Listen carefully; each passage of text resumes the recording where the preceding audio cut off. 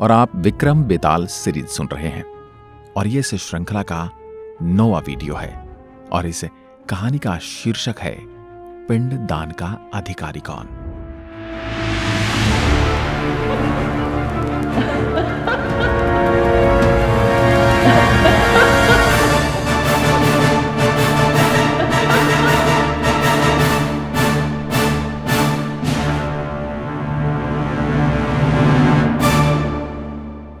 प्राचीन काल में वर्धमान नामक नगर में धनपत नाम का एक सेठ रहता था। उसकी एक कन्या थी जिसका नाम लावण्यवती था। नाम के अनुरूप ही वह बड़ी ही सुंदर थी। वह विवाह योग्य हुई तो सेठ धनपत ने उसका विवाह उसी नगर के एक सेठ के पुत्र लक्ष्मी दत्त से कर दिया। लक्ष्मी दत्त अपने माता पिता का इकलौता पुत्र। विवाह के कुछ वर्ष बाद उसके माता पिता की मृत्यु हो गई। अब वह पूरा कारोबार स्वयं संभालने लगा। कुछ समय बाद लावण्यवती ने एक पुत्री को जन्म दिया। उस कन्या का नाम मोहिनी रखा गया। मोहिनी अभी कुछ ही महीने की हुई थी कि लक्ष्मीदत्त की मृत्यु हो गई।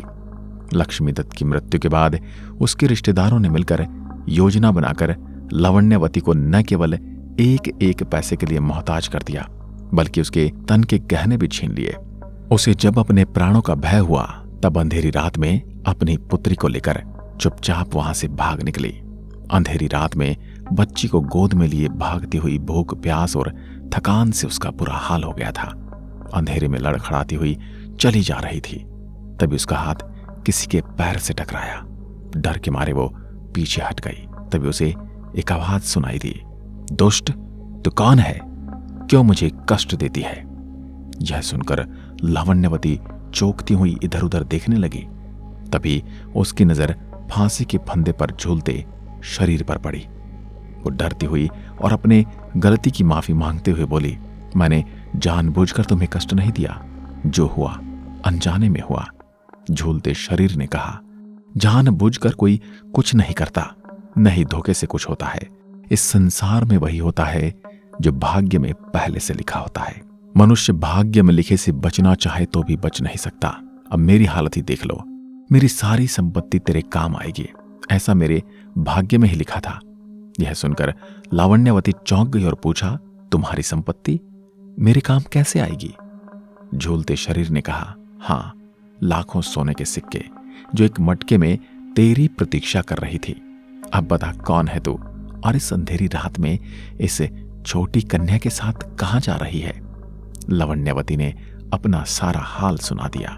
झूलते शरीर ने कहा, तेरे भाग्य में और दुख नहीं है। सच है, इस संसार में विधवा होना सबसे बड़ा दुख है, पर विधवा होकर अगर वह धनहीन हो तो उसके दुखों का तो अंत ही नहीं। लेकिन अब तू चिंता न कर, तुझे धन प्राप्त होने का योग बन चुका है। लावण्यवती ने पूछा, तुम कौन हो और मुझे धन क्यों देना चाहते हो। फंदे पर झूलते शरीर ने कहा, दरअसल मैं इस राज्य का चोर हूं। अपने जीवन में मैंने बहुत सारी चोरियां की हैं और बहुत धन संग्रह किया है। एक दिन मैं चोरी करते पकड़ा गया और राजा ने चोरी के अपराध में मुझे फांसी की सजा सुना दी। 3 दिन पहले मुझे इस शमशान में फांसी की सजा दी गई। 3 दिनों से इस फंदे पर लटके हुए गुजर गए हैं, लेकिन शरीर से प्राण ही नहीं निकल रहे।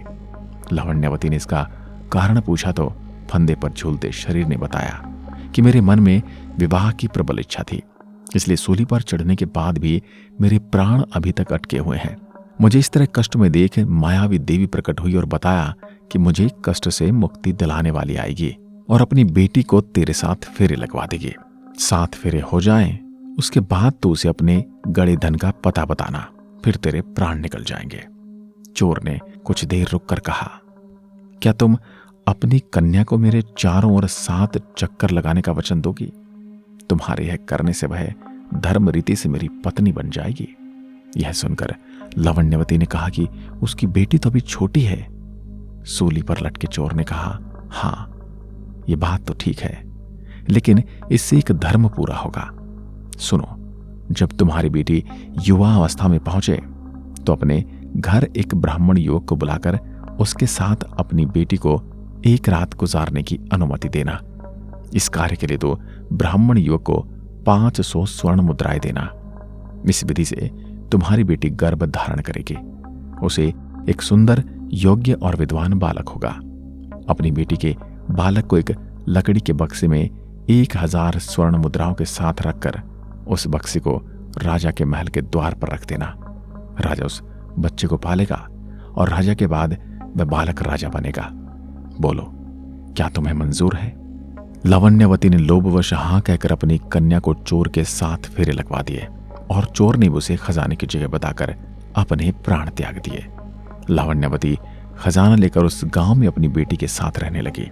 समय के साथ उसकी बेटी मोहिनी बड़ी होने लगी। एक दिन लावण्यवती अपनी बेटी मोहिनी के साथ तालाब पर गई, जहां मोहिनी एक ब्राह्मण युवक को देखकर मोहित हो गई। उस युवक को देख लावण्य को उस चोर की बात याद आ गई। अगले ही दिन लावण्यवती ने उस युवक को घर बुलाया और 500 मुद्राएं देकर बेटी के साथ समय गुजारने को कहा। इस प्रकार मोहिनी ने गर्भ धारण किया और 9 महीने बाद एक सुंदर बालक को जन्म दिया। चोर के कहे अनुसार लावण्य ने उसे एक बक्से में 1000 स्वर्ण मुद्राओं के साथ बंद करके राजा के महल के सामने रखवा दिया। राजा की कोई संतान न होने के कारण उस बालक को पाकर बहुत प्रसन्न हुए। राजा उसका नाम हर्षदत्त रखते हैं और उसका लालन पालन करते हैं। हर्षदत्त जब युवा अवस्था में पहुंचा तो राजा की कुछ कारणों से मृत्यु हो गई और हर्षदत्त राजा बन गया। राज पुरोहितों के अनुसार अब हर्षदत्त को राजा का पिंडदान कर देना चाहिए ताकि पुरखों को परलोक के कष्टों से मुक्ति मिल जाए। पुरोहितों के साथ हर्षदत्त नदी के तट पर पहुंचा। पिंडदान की खबर पाकर लावण्या भी नदी के घाट पर पहुंची।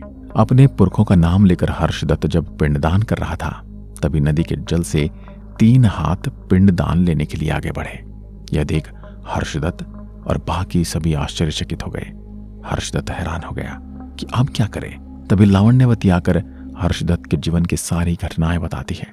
लावण्यवती ने तीनों हाथों के स्वामी की पहचान कर हर्षदत्त को बताया कि एक हाथ चोर का है जिससे उसकी मां का विवाह हुआ था, दूसरा ब्राह्मण युवक का था जिसका गर्भ उसकी मां ने धारण किया था, और तीसरा था राजा गौरीदत्त का जिसने उसे पाला था। हर्षदत्त संतुष्ट होकर नदी से बाहर आए एक हाथ को पिंडदान दे देते हैं और अपने कर्तव्य का निर्वाह करते हैं। यह कथा सुनाकर बेताल ने राजा से पूछा, अब बताएं राजन, हर्षदत्त ने किस हाथ में पिंडदान रखा? विक्रमादित्य एक बार फिर से मजबूर हो जाते हैं और अपना मौन तोड़ते हुए कहते हैं, हर्षदत्त ने वह पिंड चोर के हाथ में रखा क्योंकि ब्राह्मण युवक से हर्षदत्त की मां ने गर्भ धारण किया था, लेकिन 500 स्वर्ण मुद्राओं के रूप में लावण्यवती ने उसका मूल्य चुका दिया। मूल्य पाने के बाद ब्राह्मण युवक हर्षदत्त का पिता कहलाने का अधिकारी न रहा। इसी तरह राजा गौरीदत्त ने हर्षदत्त का पालन पोषण करने के बदले में पहले ही 1000 मुद्राएं ले ली थी। वह भी पिता कहलाने का अधिकारी नहीं हो सकता, अतः चोर ही पिंडदान का वास्तविक अधिकारी है।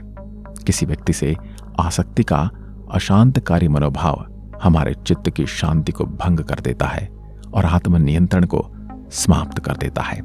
किसी भी चीज के प्रति गहरी आसक्ति व्यक्ति को न केवल इस जीवन में शांत बनाए रखती है बल्कि मृत्यु के बाद भी वह उसी तृष्णा से मनुष्य को घुमाती और बेचैन बनाए रखती है। सूली पर लटके चोर फांसी होने के 3 दिनों के बाद भी शरीर को नहीं छोड़ पाता क्योंकि वो अभी भी अपनी इच्छा के पूर्ण होने का इंतजार कर रहा था।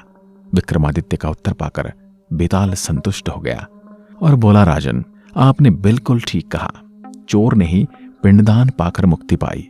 ये कहकर बेताल एक बार फिर से अदृश्य हो गया। अब अगली कहानी में आप जानेंगे अगले अध्याय में। आज की वीडियो में बस इतना ही।